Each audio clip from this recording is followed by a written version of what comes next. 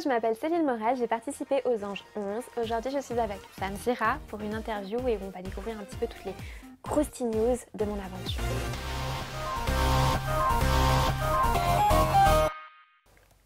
On se réveille, je suis en pleine forme, j'ai juste ma voix suave, t'as vu, de rocker.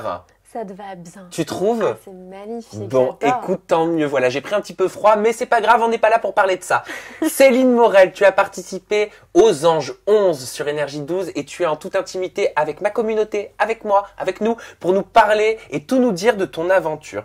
Juste avant qu'on rentre en détail sur tout ce qui s'est passé, parce que ton aventure, elle a été quand même très mouvementée. Tout à fait. Et je sais que tu veux réagir sur énormément de sujets qui sont très brûlants. Moi, je veux qu'avec ma communauté, on puisse savoir exactement qui tu es, apprendre à mieux te connaître. Donc, si tu peux nous faire un petit portrait d'où tu viens, qui tu es, tes études, enfin bref, voilà, on veut tout savoir. D'accord. Alors, je suis suissesse. Je Ouais. suis née à Genève. Voilà, j'ai vécu le 3/4 de ma vie là-bas. Au début, j'étais pas du tout dans le m'as-tu vu, j'avais pas envie de me faire voir, très timide de nature. Donc j'ai fait mes études, voilà, j'étais passionnée d'art, je me suis orientée dans l'univers de la joaillerie, le design. Voilà, j'adore ça. Ah, moi Voilà. aussi. Puis tu sais qu'en Suisse, les montres et tout Je ça, sais. on est top. Et puis après, j'ai un de mes amis qui m'a inscrit, donc on a toujours voulu me taire le nom, voilà, au concours Miss Suisse.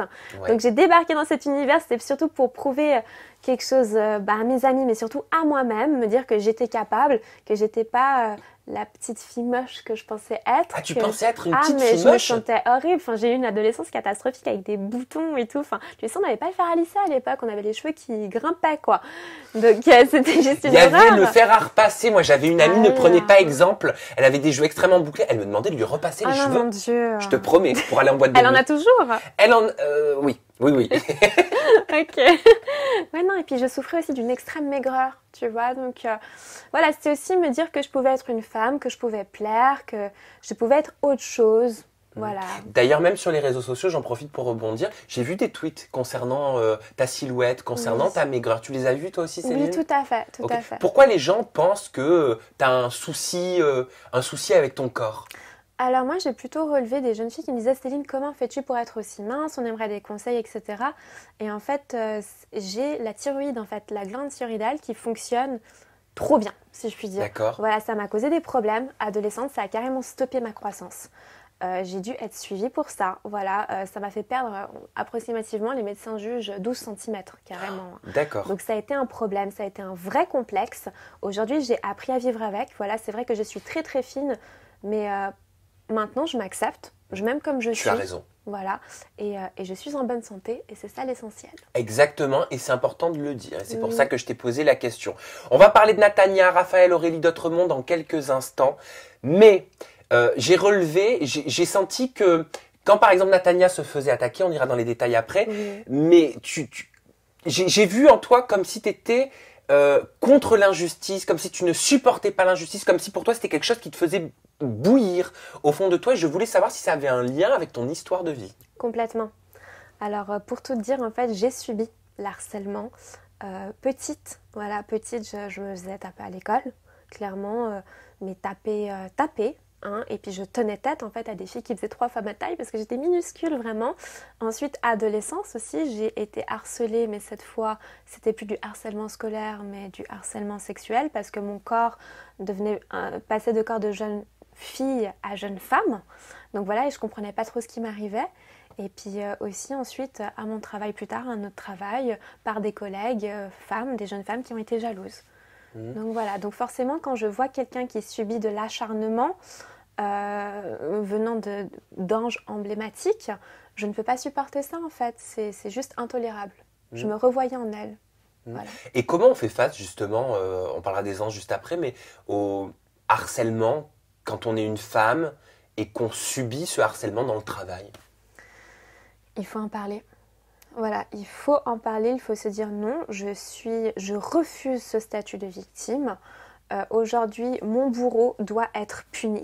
Ce n'est pas à moi d'en payer les frais, ce n'est pas à moi d'être mal, de rentrer chez moi, de pleurer toutes les larmes de mon corps, d'avoir peur d'aller au travail ou à l'école peu importe, il faut réagir. Et pour ça, on a soit notre famille, soit des responsables à notre travail. Enfin, ils sont prêts à nous écouter, ils sont là pour ça surtout. Céline, j'ai noté 2 tweets concernant les anges qui sont assez frappants parce qu'il n'y en a pas eu que 2, il y en a eu plein. Donc j'ai par exemple celui-ci, tout comme Céline dans les anges, les anonymes prennent l'ascendant sur les anciens, enfin, avec des points d'exclamation. Ou encore hashtag les anges 11, les anonymes me font plus kiffer que les anges. C'est vrai que cette année, on a l'impression que les anonymes sont extrêmement soutenus et que la vapeur s'est renversée. Complètement, complètement. Pour te dire, moi on m'avait dit, Céline, ne télécharge pas Twitter. C'est horrible, c'est infâme, tu vas te faire descendre, tu vas pas supporter. Curieuse, j'étais obligée, voilà. Et je vois que du positif, mais que du positif, Sam. Incroyable. Et je me dis, mais en fait, j'ai bien fait de faire cette aventure. Ça me prouve que j'étais pas complètement dingue. Non, le public me prouve aujourd'hui qu'ils ressentent les mêmes choses pour moi et presque comme s'ils m'avaient élu voix du public, quoi, leur porte-parole. Ah oui, il y a de véritables actions qui sont mises en place par les téléspectateurs qui supportent de moins en moins le harcèlement, qui supportent de moins en moins l'intimidation, la pression à l'écran. Est-ce que ça, c'est quelque chose que tu ressens ? Complètement. Et j'ai reçu combien de messages de jeunes adolescents qui me disaient, Céline, merci, grâce à toi, quand quelqu'un m'agresse, j'ose enfin lui répondre. Ou au contraire, Céline, quand je vois quelqu'un qui se fait agresser dans mon école, je prends position, je le défends, je ne fais plus partie de ces moutons silencieux, de ces harceleurs silencieux. Il y a des moutons silencieux, il y a des harceleurs silencieux, comme tu le dis dans les anges ou pas ? Oui. Tout à fait, passablement d'anges anonymes d'ailleurs. Autant il y a ceux qui tiennent tête et il y a aussi ceux qui rêvent de se faire accepter, de créer leur place et qui ont peur d'être rejetés, comme je l'ai été, comme Nathaniel a été, et qui du coup préfèrent suivre la masse. Il y a des anges anonymes que tu peux peut-être citer qui suivent la masse, comme tu le dis ? Alors notamment une qui se fait lyncher sur les réseaux sociaux et j'en suis désolée pour elle parce que je pense qu'elle a bon fond, mais que voilà, elle a pris position pour sauver un petit peu sa place. L'IA. Dans quel sens elle a pris position pour sauver sa place ? Alors quand j'ai eu une dispute assez virulente avec Aurélie, elle a défendu coûte que coûte Aurélie, alors que très franchement, il n'y avait pas de quoi. Elle aurait dû rester neutre. Oui, je pense, honnêtement, elle aurait dû soit me défendre parce que sans vouloir quoi que ce soit, là, je pense que très sincèrement, j'avais raison dans cette situation, ou alors se taire. Est-ce que tu as la sensation d'avoir été le vilain petit canard et est-ce qu'il faut un vilain petit canard dans une émission de télé-réalité ? Alors je pense qu'on a voulu me donner ce statut, oui, mais je l'ai refusé. Voilà, je ne suis pas le vilain petit canard, je ne suis pas le mouton noir. En fait, je suis simplement une jeune femme qui est venue ici pour faire son enjeu pro, réussir son enjeu pro et montrer que oui, j'étais capable, que ça plaise ou non. Mais pourtant, on a fait comprendre que ton enjeu pro, tu ne l'avais pas réussi. Peu importe, quand tu verras les images, lors des images, tu verras que je n'ai pas fait d'erreur en fait. J'ai vraiment réussi, j'ai vraiment donné le meilleur de ma personne. Et même si je n'ai pas été retenue, au final, c'est pas grave, j'ai montré que j'étais capable. Comment tu l'as vécu cette aventure en quelques phrases, honnêtement, par rapport au candidat, par rapport à l'expérience ? Ok. Alors, pour moi, cette aventure a été très difficile. Voilà, elle m'a poussée dans mes retranchements, dans mes limites. Je suis encore plus patiente qu'avant, très sincèrement. Là, j'ai appris à supporter vraiment presque l'insupportable. Mais surtout, je me sens grandie. Par rapport à la réaction du public, vraiment, je me sens grandie et je me dis que ça valait la peine et à refaire, je la referai 100 fois. Question ouverte, pourquoi t'as pas quitté l'aventure si cette aventure a été très dure à vivre pour toi ? Ah, tu sais que cette question me la pose souvent. Mais Céline, si t'étais pas contente, qu'est-ce que tu faisais là ? Nanana, pourquoi tu craches sur les anges, etc. Enfin, pars ! Mais en fait, non, je ne suis pas une victime, je refuse ce statut de victime. Et en fait, c'est pas la personne rejetée de partir. C'est comme si on disait à un enfant qui se fait harceler à l'école, mais quitte cette école. Mais non, en fait, c'est assez bourreau d'avoir une punition, d'avoir une retenue ou de se faire envoyer carrément. Ce n'est pas au petit harcelé. Je suis assez d'accord avec toi. Je pense que quand on pense qu'on n'a rien à se reprocher, on quitte pas le bateau. Complètement. Voilà. Bon, après, tout dépend du caractère, de l'éducation et de comment on ressent les choses avec soi-même. Mais je pense que c'est important de savoir faire face aussi, comme tu le dis. Et je crois que ça, les téléspectateurs l'ont compris. On va rentrer plus dans les détails. On va commencer par parler de Raphaël. Alors, histoire de recontextualiser. Tu me dis si je me trompe. Tu arrives en cours d'aventure dans Les Anges. Dès les premiers jours, tu te clashes avec Raphaël. On se rend compte que la rencontre, c'est pas très très bien passé. On voit aussi que tu n'as pas la langue dans ta poche, c'est vrai, puisque tu lui rentres directement dedans. Tu sembles ne pas avoir peur des représailles. Et tu sembles aussi le titiller, l'énerver quand tu lui dis tu es le chouchou, toi Raphaël, c'est ça. Mais lui, il n'a pas pris en rigolant, par contre. On n'a pas le même humour. Ah, ok, d'accord. Ça, c'est certain. Alors, Ouais. en quoi c'est le chouchou, Raphaël? Pourquoi Nathania dit ça? Pourquoi tu dis ça? Ben, déjà dans sa façon de me répondre, voilà, tellement sûr de lui, tellement choqué que quelqu'un ose lui répondre. Enfin voilà, ça saute aux yeux, tout simplement. Et puis c'est vrai que voilà, je pense aussi que Raphaël a quand même été un petit peu manipulé, dans le sens que passablement de candidats sont allés le chauffer un petit peu en lui disant mais Céline, elle a pas peur de toi, Céline dit qu'elle ne se taira pas face à toi, Céline a envie de te chercher. Mais en fait, moi, j'ai pas dit tout ça, absolument pas. Donc c'est vrai que lui il s'est dit mais attends, une fille, une petite anonyme, elle se prend pour qui? Elle veut me chercher des poux alors que je lui ai rien fait d'emblée. Donc forcément que sa réaction, qui a été complètement disproportionnée, a aussi été influencée par d'autres anges et anges anonymes. Tu dis qu'une séquence a été coupée pour protéger une personne en question et très maltraitée par une certaine personne. Est-ce que tu peux nous en dire plus? De qui tu parles? De quoi? Oui, alors je parlais de Raphaël. Voilà, pour moi, il a eu une réaction très très virulente. Il a utilisé des termes en mon égard vraiment, enfin, il a été méchant, vraiment. Moi, j'ai eu peur carrément, mais par contre, il s'est excusé. Alors, pourquoi tu as eu peur? Mhm. Et il s'est excusé de quoi? Alors, j'ai eu très très peur parce que, enfin, voilà, moi, il m'a menacé de s'en prendre à moi physiquement en off.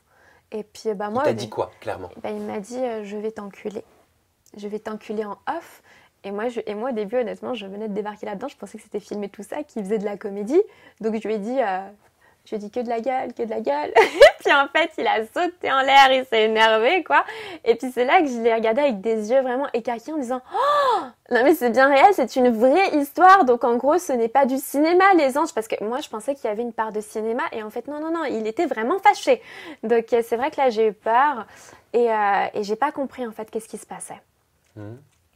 Et donc par rapport à son excuse, il m'a appelé dernièrement et il m'a dit Céline, écoute, je suis désolée, j'ai une réaction complètement disproportionnée. Pardon, je veux pas paraître pour quelqu'un de violent, sache que je t'aurais jamais touché physiquement. Pardon pour mes insultes. Et en fait, je pense qu'il était vraiment sincère. Et voilà, je pense que ça a été un dérapage de sa part, mais que c'est pas quelqu'un de méchant. Donc je l'excuse volontiers.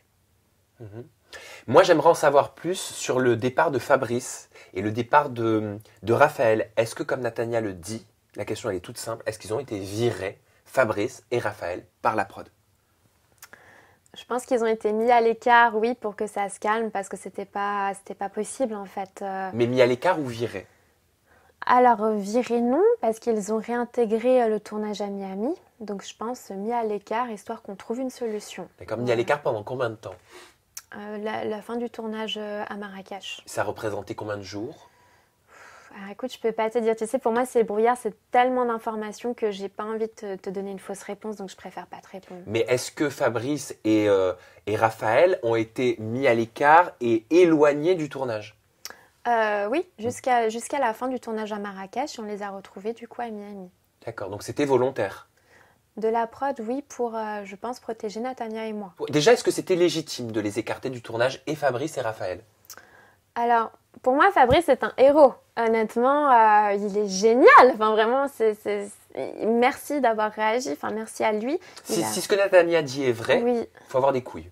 Ah, bah complètement. Je suis vulgaire, Non, mais non, je le pense. Fabrice est un vrai homme, vraiment, un véritable homme. Et du coup, ben, je me suis sentie protégée. En fait, il a pris parti et c'est génial. Et je sais que ça lui en a coûté. Enfin, vraiment, c'était extrêmement risqué pour lui. Mais voilà, la production aussi a été complètement dépassée. La production n'accepte pas la violence sur un tournage. Donc, peu importe qui a raison, qui a tort, tout le monde part du tournage. Alors, tu fais référence à quoi? Qu'on soit bien précis pour mes abonnés. Tu fais référence, je crois, tu me dis si je me trompe, mais à ce qu'a révélé Nathania, comme quoi Raphaël aurait pris un poids, se serait mis à taper femme de la prod, à rentrer dans tout le monde, Fabrice se serait interposé. Je me trompe ou pas? Alors ça, personnellement, j'ai pas vu ça. Moi, ça, c'est ce que dit Nathania. Voilà, alors je ne sais pas si elle a raison ou tort, mais moi, je ne l'ai pas vu. Par contre, Fabrice a réagi aux insultes que Raphaël a eues à mon égard. Et par rapport à sa réaction, voilà, il lui a donné un petit soufflet, on va dire. Voilà, une petite claque. Et c'est vrai que la production n'accepte pas qu'on lève la main sur quelqu'un, qu'il ait raison ou tort. Il avait raison de le faire. Pourquoi il a eu mais la cette violence réaction, n'est pas Fabrice? acceptée. Parce qu'il a trouvé pas normal, je pense qu'on s'adresse à une jeune femme de cette manière-là. Ok, et quelle a été la réaction de Raphaël? Je pense qu'il n'a pas compris. Parce que voilà, ça fait des années qu'il est là. Je pense qu'il est attaché aussi à Fabrice, qu'il est attaché à la production, que c'est un peu sa famille. Et de se dire qu'il se prend une claque, il n'a pas compris. Donc forcément, il s'est énervé. Il s'est énervé de quelle façon? Parce que moi, je faisais référence à... Je voulais savoir, tu me dis, je n'ai pas vu ce gros scandale qui a éclaté avant qu'ils soient écartés du tournage tous les deux. Mais qu'est-ce que tu as... Est-ce que tu as entendu quelque chose? Qu'est-ce qui s'est passé? Alors moi, Comment ça a été géré, cette crise? Je sais simplement qu'à la base, la dispute s'est créée dans le salon. Qu'après une partie de la production, Fabrice et Raphaël s'est retrouvés dehors de la villa. Et que Nathania et moi, on a été pris à part pour nous protéger. Par qui vous avez été pris à part? Par la production. C'est-à-dire quand cette crise a éclaté entre Raphaël et Fabrice, c'est ça? Exactement. Ok. Et toi, ça te semblait comment? Comment tu décrirais ce que tu as vu ou entendu ou cette situation, quoi? Alors vraiment, je n'ai rien vu, rien entendu. J'ai vraiment été isolée dans une autre pièce avec Nathania par la production parce que voilà, on était complètement affolés. Et ils ont préféré nous séparer de la villa, en fait, savoir comment on allait, qu'est-ce qu'on voulait faire, qu'est-ce qu'on ressentait, nous rassurer que ça allait bien se passer, que voilà, les gens allaient être punis pour ce qu'ils ont fait, et que voilà, c'était pas de notre faute. Mais généralement, quand on met de côté des gens, c'est parce que la situation est difficile à gérer. En fait, dès le départ, moi, quand Raphaël s'en est pris à moi, que Fabrice n'accepte pas ça, forcément, c'était une embrouille en fait. Donc, les insultes que j'ai reçues n'étaient pas normales, n'étaient pas tolérables. Moi, j'étais dans un état pas bien. Vraiment, j'étais très très très mal. Je ne comprenais pas ce qui m'arrivait. J'ai eu besoin que la production me rassure. Tout à fait, c'est ce qu'ils ont fait. Pour parler de Nathania, est-ce que tu as la sensation qu'elle s'est pris les foudres de tout le monde parce qu'elle s'est rapprochée de toi? Je pense que Nathania, si elle s'est pris en fait les foudres de tout le monde, mais notamment d'Aurélie, puis de son petit troupeau en fait, c'est parce que déjà, quand je suis arrivée, je lui ai dit, mais Nathania, affirme-toi. Tu es belle, tu es pétillante, montre qui tu es, arrête d'être comme ça en train de courir derrière les autres, montre un petit peu qui tu es géniale. Et en fait, je pense qu'Aurélie n'a pas apprécié. Voilà. Pourquoi elle n'a pas apprécié? Parce que à la base, Nathania était une petite fille qu'on pouvait mener à la baguette, voilà, qui faisait partie de sa cour, voilà, de sa cour de princesse bergère, voilà. Et finalement, Nathania devenait femme. Concurrence. Et pourquoi, alors que tu l'avais prise sous ton aile, Nathania, du jour au lendemain, vos rapports se détériorent? Alors, je pense que Nathania n'avait pas les épaules assez larges. Voilà, elle me dit que soi-disant, elle a fait ça pour que je puisse mieux m'acclimater dans la villa, au sein de la villa. Mais je ne la crois pas parce que plusieurs fois, hors caméra, je suis allée la voir pour lui dire « Nathania, qu'est-ce qui se passe? Qu'est-ce qu'il y a? Est-ce que tu as un problème? Est-ce que c'est entre toi et moi? Dis-moi. » Et elle a refusé de me répondre. Donc, je pense plutôt qu'elle avait peut-être peur de se retrouver isolée par ma faute. Et que voilà, elle est jeune aussi, Nathania. Je pense pas que c'est quelqu'un de méchant, mais je pense que c'est quelqu'un qui a eu peur de se retrouver isolée.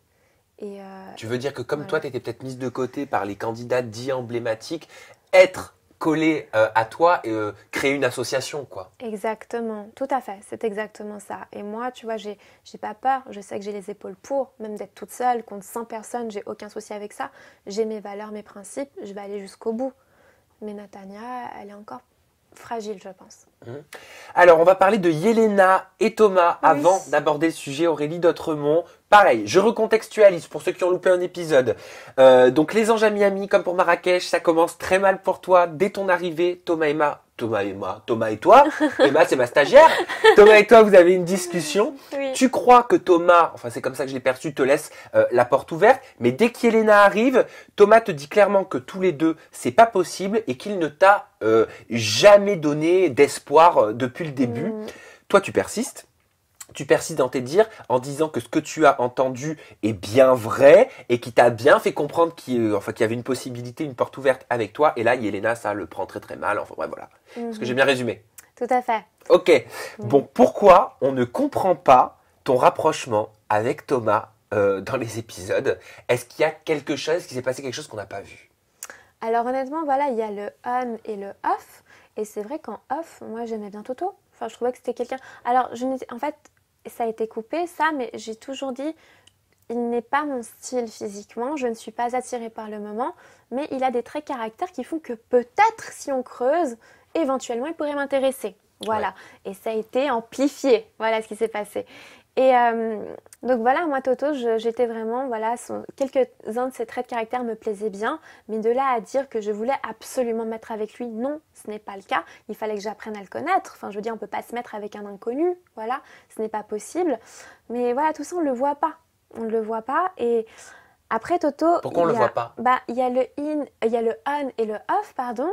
Et en fait, en off, il était très gentil avec moi. Il était très sympa. Mais il était très gentil ou il était dragueur? Un petit peu dragueur. Oui. C'est vrai qu'il m'avait fait 2-3 allusions un petit peu Qu'est-ce qu'il t'avait dit? coquines. Qu'est-ce qu'il t'avait dit? Bah, je sais qu'un jour, il me draguait un petit peu. Puis moi, je lui avais répondu, mais Toto, de toute façon, je suis pas assez pulpeuse pour toi. Voilà, donc arrête de raconter n'importe quoi. Et très très crûment, il m'a répondu, mais Céline, les petits seins, pardon, ça tient très bien en bouche. Donc je pense pas m'être fait un film. Ou bien. Alors pourquoi on a l'impression qu'il te met un bâche à l'écran? Enfin moi je l'ai pris comme ça. Hein. Alors moi pas du tout. Je trouve que la production en fait a bien mis les images où sur le ponton il me dit mais est-ce que tu vas te battre pour moi? Et je lui réponds non. Parce que moi je ne me bats pas pour un homme. À quel moment? Je veux dire, il doit me faire la cour. Mais Toto avait, je pense, envie qu'on soit deux lionnes à se battre pour notre lion. Voilà. Et en fait, non, j'allais pas faire ça. Donc moi, à partir du moment où j'ai su qu'il y avait une autre femme et que lui était indécis, il a perdu de son potentiel à mes yeux. Et pourquoi, quand Yelena arrive, Toto semble changer son fusil d'épaule? Alors, je pense qu'il voyait qu'il y avait une ouverture bien plus imposante, voilà, chez Yelena que chez moi. Que chez moi, il allait devoir ramer pour m'avoir. Et puis alors qu'avec Yelena, ben voilà, elle était open, elle l'aimait déjà plus que moi ce que je pouvais l'aimer. Donc au lieu de risquer de perdre les deux, il en a dégagé une, c'était moi. Qu'est-ce que tu penses de Yelena? Alors je trouve qu'elle est très mignonne, voilà, on n'a pas du tout le même style. Mais après voilà, je sais qu'elle a mal pris le fait que je dise ah non mais on n'est pas en compétition. Mais en fait, c'était pas dans le sens de lui dire tu es mon inférieur, pas du tout. C'était vraiment je ne vais pas me battre pour un homme, tout simplement. Mais c'est une jolie femme. Et elle est comment en tournage, Yelena? Alors, elle m'a pas mal taquinée. Je pense que la source du problème était Toto, voilà, qu'elle avait peut-être peur que je veuille m'immiscer entre les deux, mais pas du tout. Mais voilà, elle était très très taquine, elle m'a cherché des poux, notamment quand j'ai commencé un petit peu mon histoire avec Nicolo, voilà, elle a titillé. J'ai dû prendre sur moi. Alors, on va parler du dossier Aurélie d'Autremont parce que il y a pas mal de choses qui sont sorties sur les réseaux sociaux. Enfin bref, au niveau de vos réseaux sociaux interposés, j'aimerais bien qu'on puisse clarifier certains points très importants. Et je suis sûr qu'ils le sont aussi pour ma communauté. Pourquoi est-ce que tu as traité Aurélie d'Autremont de complexée dans les épisodes? Parce que j'ai la sensation que tout est quand même parti beaucoup de là. Non. Alors écoute. Rectifie si je me trompe. Alors je vais t'expliquer. En fait, à Marrakech, en off, elle m'a regardée un jour et elle m'a fait comme ça. Tu te dégoûtes pas? Même réaction que toi. J'ai écarquillé les yeux dans le plus grand des silences. Ah, je m'attendais pas à ça. Voilà, bah, c'est ce qui s'est passé. Et je la regarde donc, comme ça, puis elle me dit mais tu te dégoûtes pas, Céline? Je dis mais comment ça? Elle m'a dit bah je sais pas, avec ton corps de petite fille, les hommes sont pas dégoûtés de toi? Et après elle m'a dit mais t'inquiète pas. À la base, j'étais aussi une crevette comme toi, mais avec la télé-réalité, j'ai pu tout refaire. C'est ce que tu pourras faire, toi aussi. Et là, en fait, j'ai dit, ok, la guerre est déclarée.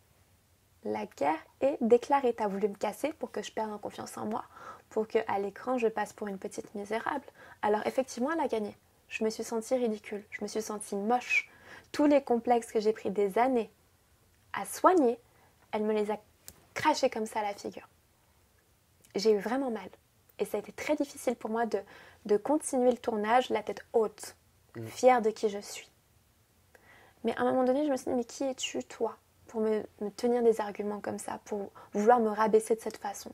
Il n'y a qu'une complexée et quelqu'un qui est mal dans sa peau pour me sortir de tels arguments. Et d'ailleurs, c'est ce qui s'est passé du coup à Miami, quand elle m'a... Parce que ça a été coupé, parce que c'était beaucoup trop violent et on ne peut pas montrer de telles images à un jeune public, où elle me traite de sale pute, voilà, et qu'elle me dit qu'elle va prendre un tabouret et me le péter à la figure. Et en fait, là, je lui ai dit, mais tu es une complexée. Il n'y a qu'une complexée qui peut transmettre autant de méchanceté. Tu as un mal-être en toi. Et c'était pas méchant, c'était pas pour la tailler pour son physique, mais elle a réellement un problème psychologique. Tu es choquée. Abasourdie complètement. Pourquoi elle est dans les anges si tu dis qu'elle a un problème psychologique? Mais parce que je pense que la prod ne se rendait pas compte. Je pense que la prod l'a découvert comme moi. Pourquoi ce que tu racontes là, son sale pute et je vais te mettre un tabouret dans la gueule, on l'a pas vu avant que tu dises t'es une complexée?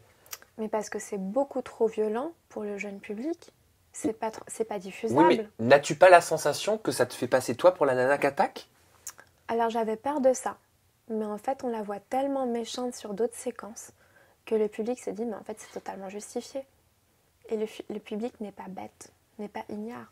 Il s'est rendu compte de ça. Il n'y a même pas eu besoin de cette scène pour qu'on se rende compte que c'était mérité, que c'était réel.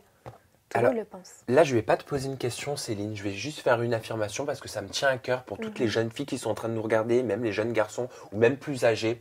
Ne vous laissez jamais complexer ou rabaisser par des critiques de tierces personnes qui vous parlent de votre corps, de votre physique, que vous n'êtes pas assez bien et qu'il faudrait refaire ci ou refaire ça. La plus grande des forces, c'est quand on s'accepte soi. Exactement. La plus grande des forces, c'est quand on arrive à se réconcilier avec soi-même, tu vois. Et surtout, je pense que dans une situation comme celle-là, je veux pas faire le mec qui donne des conseils du tout, hein, mais je pense qu'il faut savoir ne pas en vouloir aussi à la personne, au bourreau, comme on l'appelle, parce que comme tu le dis, le bourreau souvent est lui-même victime, parce qu'il est souvent pas bien lui-même. Complètement. Et pardonner au bourreau, je sais que c'est dur à dire et dur à entendre, mais pardonner, c'est se faire un cadeau à soi aussi.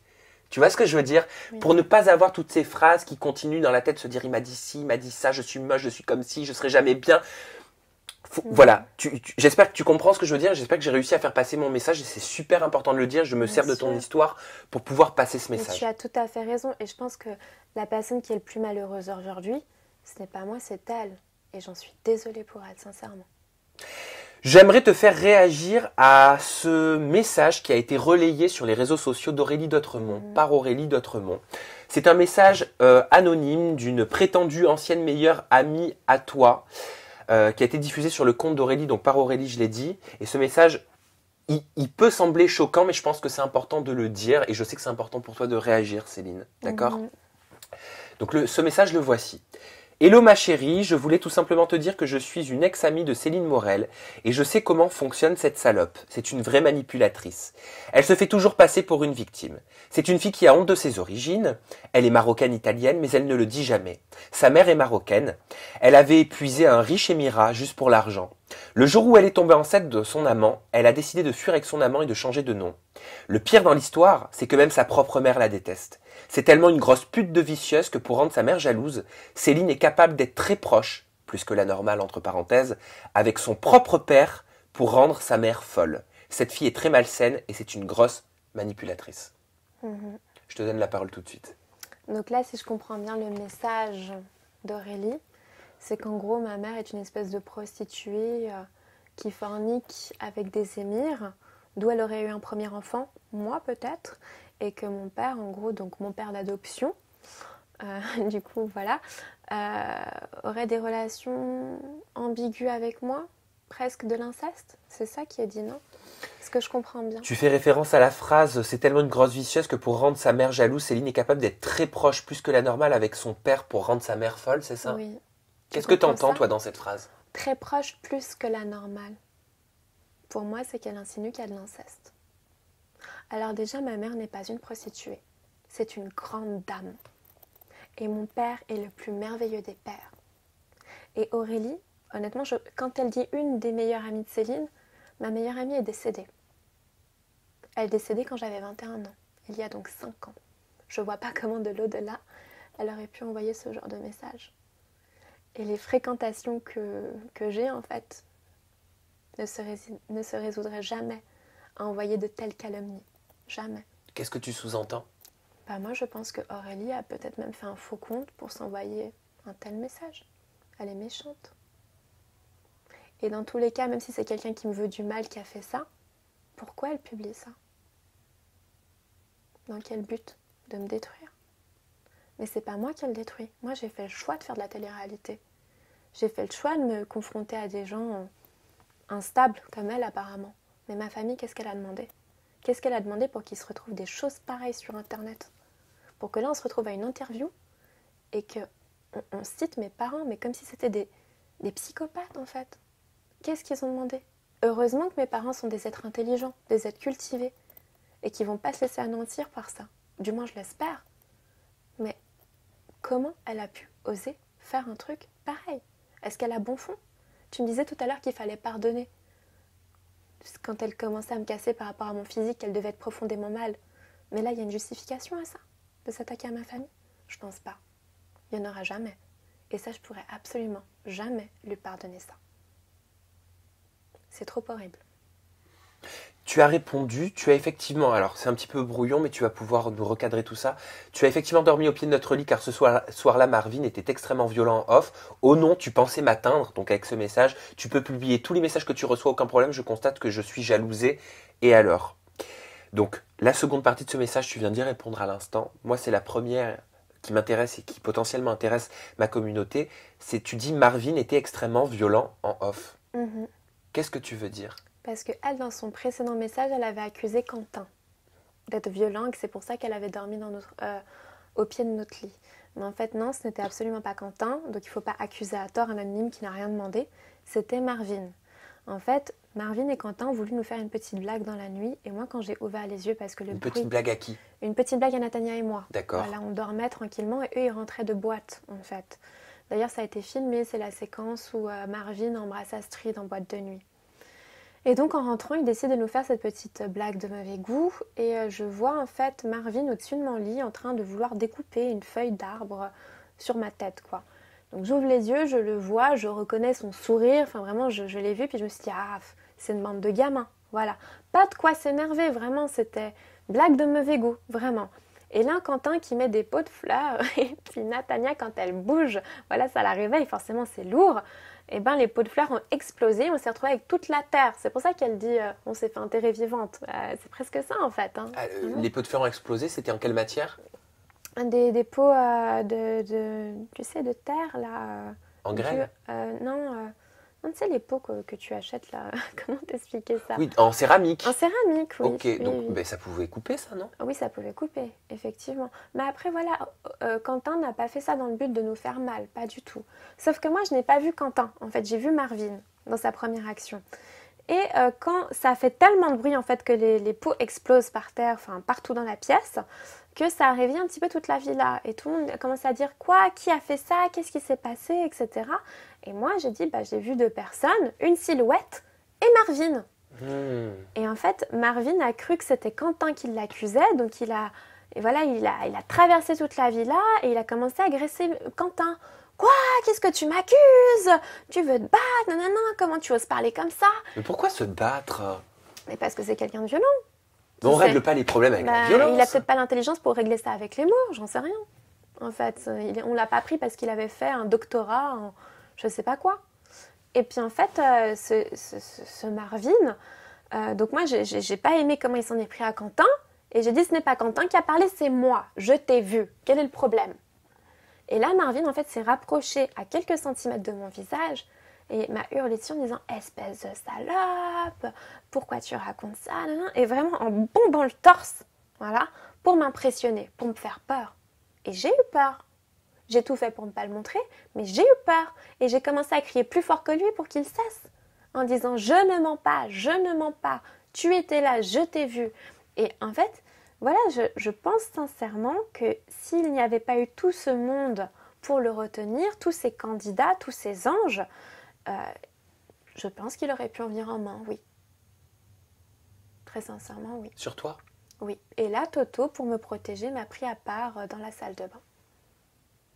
D'ailleurs. Comment ça a été géré ce clash? Comment cette violence elle a été gérée? Alors la production a vraiment souhaité nous protéger, Natania et moi. Enfin moi j'ai menacé de quitter le tournage, très sincèrement. Et ils m'ont dit Céline, qu'est-ce qu'on pourrait faire pour que tu te sentes en sécurité? Ton bien-être nous importe. Et est-ce que si on te propose un vigile qui rôde un petit peu le soir, est-ce que tu te sentirais mieux? Est-ce que tu accepterais de rester dans ces conditions? Et j'ai dit oui. Vous avez eu un vigile Mhm. qui a Oui, été oui. payé, Bah, je suppose, oui. mais pour Ouais. pour vous protéger? Ben oui, en tout cas, moi, ça m'a rassurée. Je trouve que la prod a bien fait de le faire venir. Et ça évitait tout dérapage. Je pense que du coup, les anges se sont dit, il y en a déjà un qui s'est fait virer. Je comprends, Voilà. mais je soulève une question, hein. Ne faut-il pas prendre le problème à la base? C'est-à-dire. Bah peut-être en ne faisant pas tourner des personnes qui ne devraient peut-être pas tourner. Alors très sincèrement, je pense que la production ne s'attendait pas à ça. Ils ont vraiment fait du mieux qu'ils pouvaient pour vraiment atténuer les dégâts et essayer que Nathania et moi on se sente protégés. Oui, c'est déjà, Voilà, c'est déjà très bien. pour moi, honnêtement, ils ont fait le maximum pour nous protéger. J'aimerais parler de ton départ. J'ai entendu dire que c'était en lien avec Aurélie et j'ai aussi entendu dire que tu aurais été virée. J'aimerais juste qu'on puisse trouver ensemble le vrai du faux, quoi. Alors écoute, je pense qu'on ne saura jamais, mais j'ai mes petits doutes. Voilà. En fait, durant l'aventure, suite au fait que j'ai traité Aurélie de complexée, au début, c'est vrai que j'étais un peu toute seule contre le reste de la villa. Et finalement, j'ai vu que quelques personnes étaient en train de se rallier à ma cause. Voilà, petit à petit, Aurélie perdait de son pouvoir. Voilà, on abattait le roi. Voilà, le peuple au pouvoir enfin, quoi. Et puis c'est vrai qu'au bout d'un moment, au bout de quelques jours, on m'a isolée de la villa. Donc une des productrices m'a pris à part et m'a dit, Céline, tu comptes cesser? Je dis, mais sans cesser quoi? Que veux-tu que je cesse? Et là, elle m'a dit, écoute, là quand même, tu te rends compte que tu vas trop loin, c'est méchant ce que tu as dit Aurélie, tu parles de ses complexes, tu te rends compte, ça peut anéantir quelqu'un. Je lui dis, mais attends, elle m'a traité de pute. Je veux dire, c'est quand même des propos misogynes tenus par une femme. À quel moment c'est plus acceptable qu'un tu es complexé en réponse à son attaque? Et elle m'a dit, ah, mais tu sais qu'elle peut dire ça comme elle pourrait dire autre chose. Enfin, voilà, c'est pas si grave. Donc, en essayant de minimiser C'est pas si grave. Oui, voilà, que ça n'avait pas l'ampleur que moi je ressentais. Et en fait, pour moi, c'était intolérable. Et je lui ai dit, moi, c'est hors de question que j'accepte ça. Et je ne vais pas me plier à cette personne. Elle m'a dit, ok, bien. Soit. Mais ça, cette conversation a duré 1 heure, une bonne heure. Et donc, je lui ai dit, mais alors, quel est le but? Je veux dire, tu me prends à part de la villa, tu m'enlèves du tournage. Comment je dois prendre ça? Comme un avertissement? Et elle m'a saoulée, elle m'a dit, tu le prends comme tu veux. T'as eu un avertissement? Elle m'a dit, tu le prends comme tu veux. C'était un avertissement? Le lendemain, j'étais éliminée parce que, soi-disant, j'avais pas réussi mon enjeu pro face à Amy. Je pense que oui. Je pense que oui, c'était un avertissement. On ne saura jamais, mais... Écoute Céline, merci pour toutes tes déclarations. Je te cache pas que tu m'as parfois surpris. Pas forcément positivement parce que ce que j'ai entendu n'est pas toujours évident forcément à entendre. N'hésitez pas à la maison à commenter cette interview. Vous avez la barre de commentaires qui est juste en dessous.